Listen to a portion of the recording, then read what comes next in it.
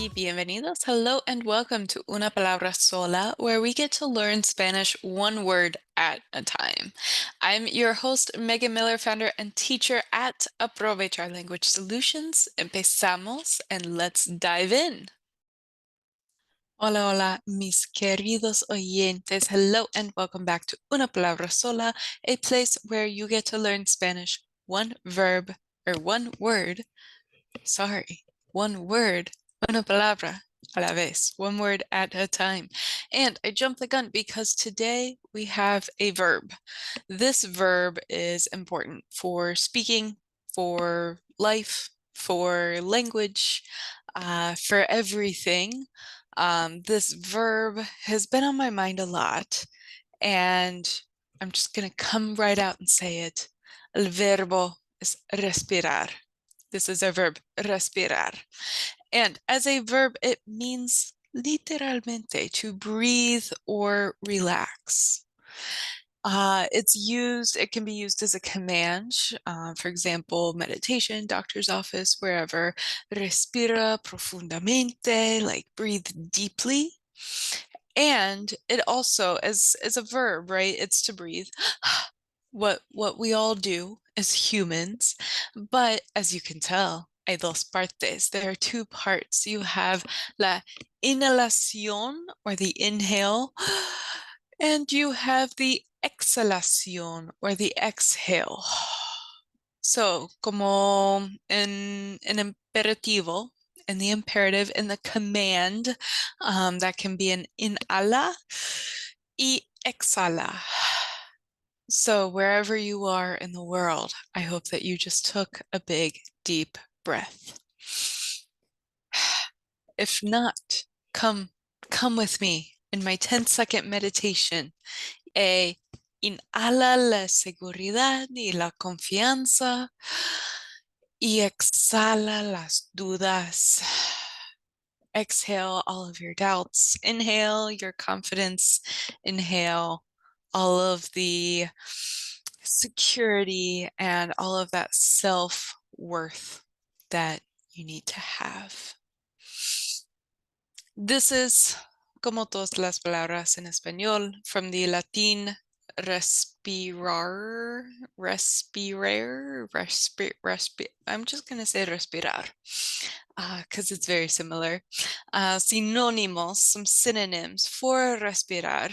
So you can have inhala or inhalar, which literally looks like inhale.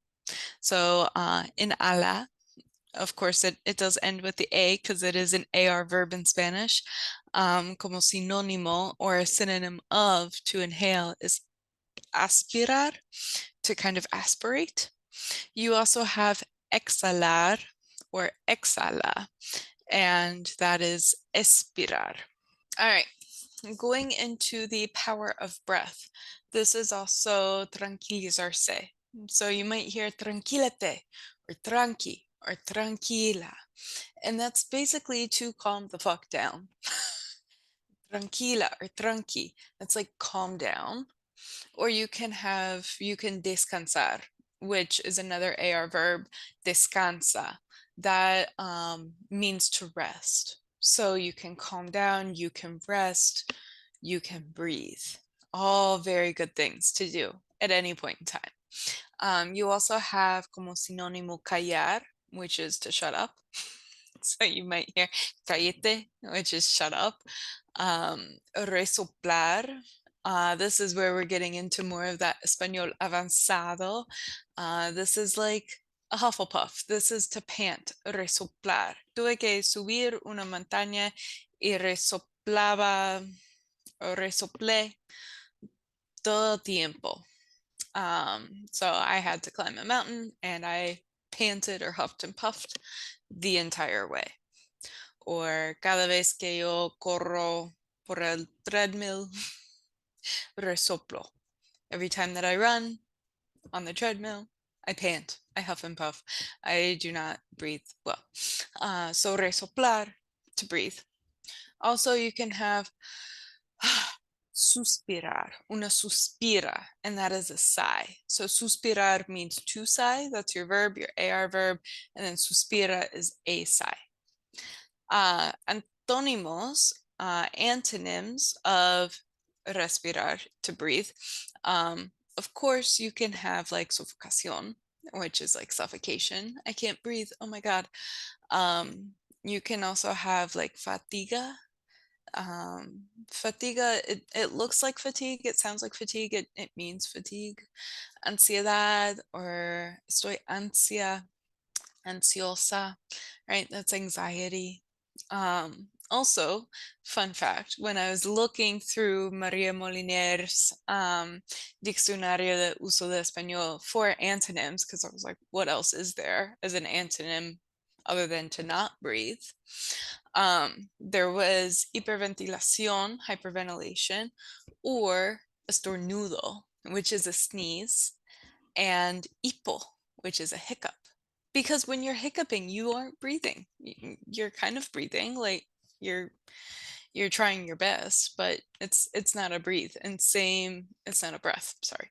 And same with sneeze, right? When you sneeze, you're like, achoo, and that is estornudo. So, como palabras o dichos, and in this realm for this verb specifically, there are some kind of related phrases like no poder respirar. Of course, you would conjugate poder. So, por ejemplo, yo no puedo respirar. I can't breathe. That can mean literally, like I can't breathe. Or it also means like I'm very tired. Estoy muy cansada. No puedo respirar. I can't breathe. I can't stop. Gotta go. And I'm tired as fuck. You can also have like sin respirar, like fuimos sin respirar 4 días por todo Grecia. I have not been to Greece, but that was taken from my yoga teacher. So we went without stopping, like very hurriedly for 4 days through Greece. Or no dejar respirar. Dejar, it means like to leave, right? To leave or like set it aside.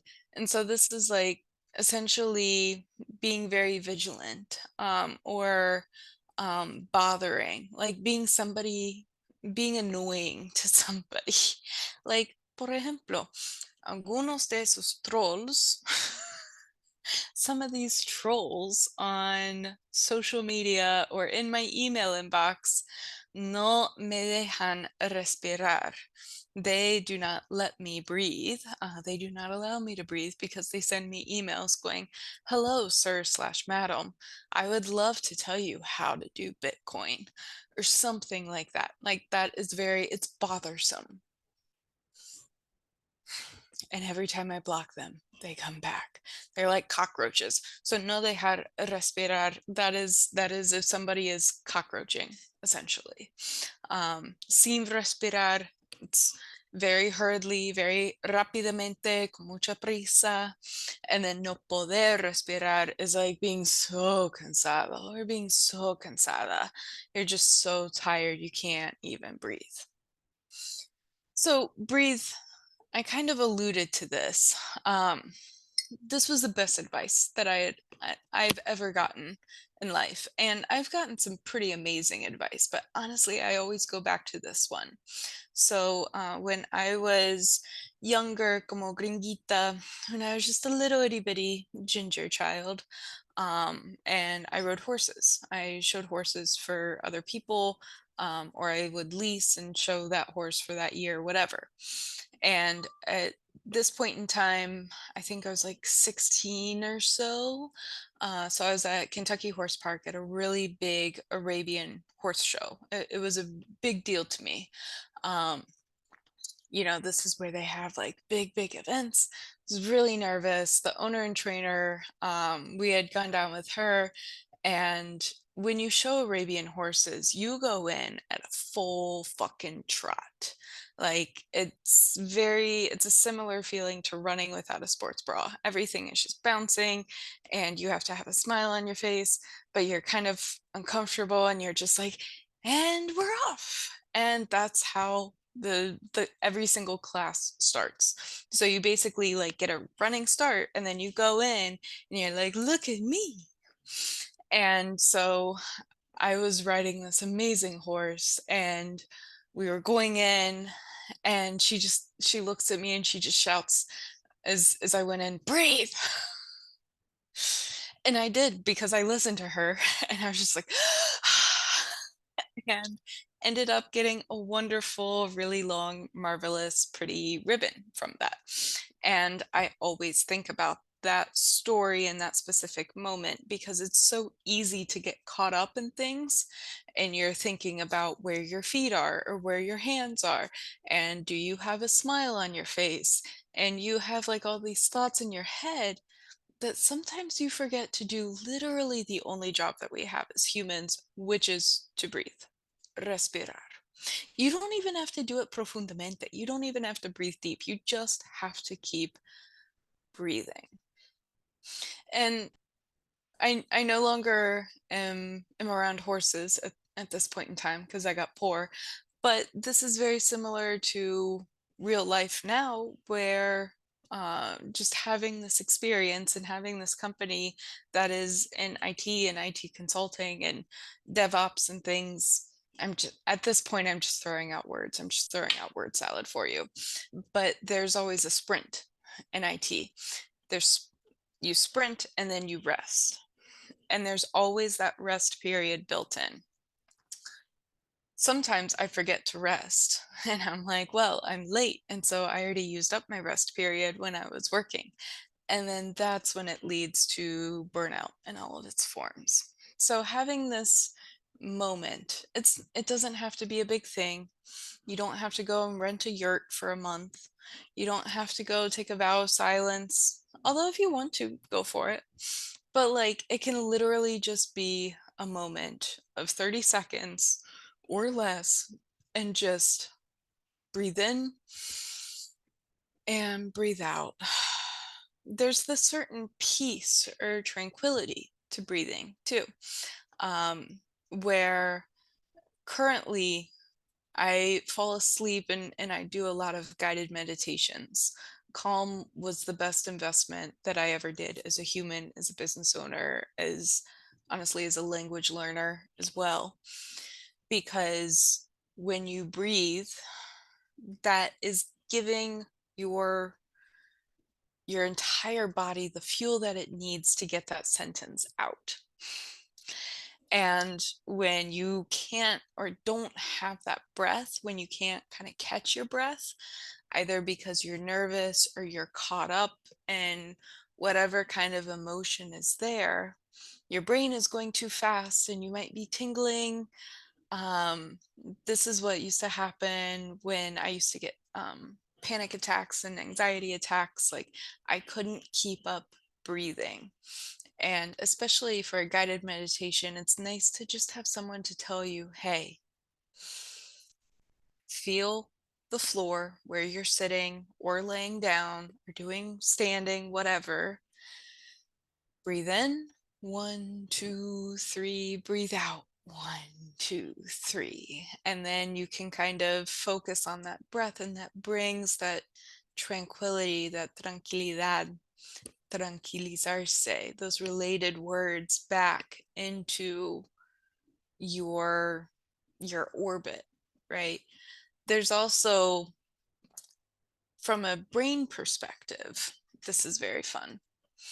From a brain perspective, when you are nervous, your amygdala just kind of takes the reins and it is like a pony express rider. It's just gonna fucking go and you won't have control of where that is.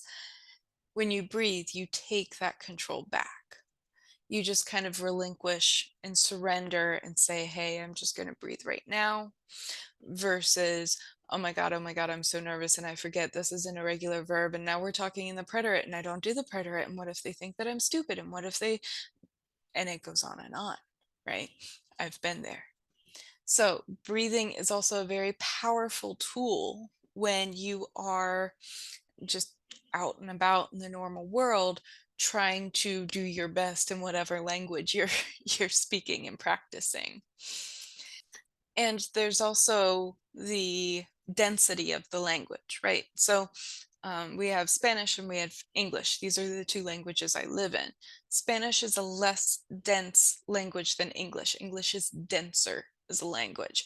And the only thing that this means is that in English, there's more meaning per syllable. So it's slowed down. When I looked it up on the internet, so you know it must be true, there was this average of 6.19 syllables per second spoken in English. Spanish, on the other hand, necesita más sílabos. So Spanish needs more syllables to convey the same meaning. There's an average of 7.82 syllables per second. The sentences are longer. And you can know this anytime that you need to read anything out loud in Spanish. If you have a paragraph in English, usually it's like 3 to 5 sentences. That's what my primary school teacher taught me. That is a paragraph. If you have a párrafo en español, that could be a whole fucking sentence. You won't know it. So we go in at the same pace or trying to read as fast as we can with whatever breath we have left in Spanish, and then we run out of steam in the middle. Instead, it's more about breathing profundamente, having that deep breath, making sure that your body has enough energy to get to where a natural stopping point is. Take a breath and continue on. And that is going to help you sound more natural, more native, and in general, just a more relaxed human. We don't need to be as strung out in life as we generally are. So as I said earlier, when you breathe and you're in, so that's reading out loud, but when you're in conversation and you have all of this cortisol, you have all these stress hormones, and you have all of, your amygdala is taken over at this point, and it is doing the Dr. Evil spin around in the chair and, whatever. Remember to breathe because this is a conversation. It's a verb tense. We don't need to get into this flight, fight, fright, freeze. There's always a way to talk around something.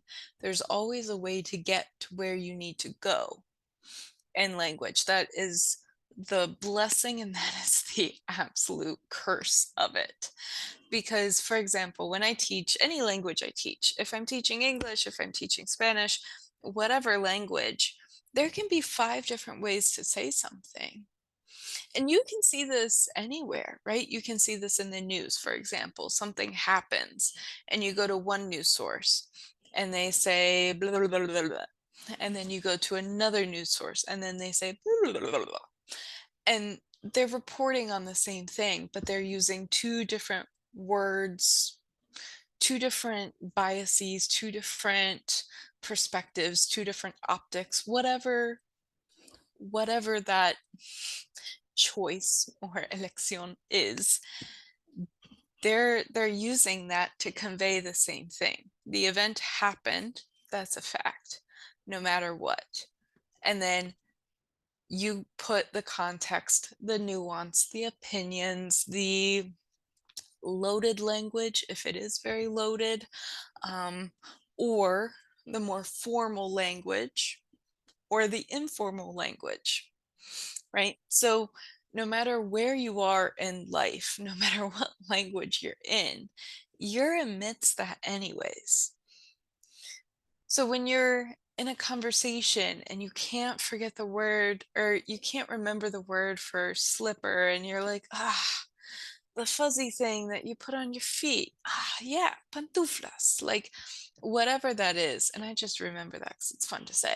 But whatever that is that you're trying to think of when you convey that context or meaning or tone, you may not choose exactly the word that you can't grasp, that you can't remember, but you can sure as shit circumlocute the fuck out of that. And that is what circumlocution is. It sounds like something dolphins do. It is not. It's when you talk around something, you describe it. You're like, what's that? What's that big clock over in London?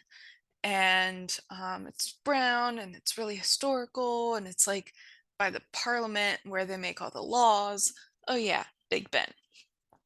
That is an example of circumlocution.